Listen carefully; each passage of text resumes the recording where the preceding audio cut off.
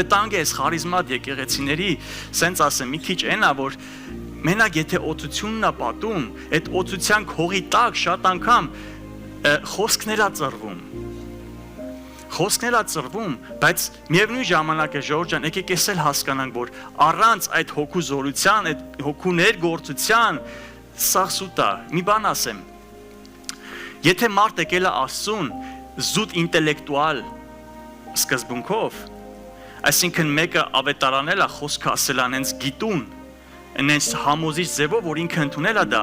հավատացած եղեք, անցնի ժամանակ մեկ ուրիշը ավելի իմաստուն գա, ավելի իմաստուն խոսքեր ասի, ինքը դրան է էթալու։ Բայց այն մարդը, որ այդ հոգու ներգործությունը վերապրել է,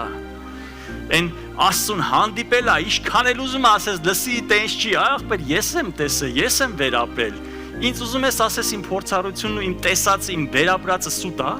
չես կարա համոզես։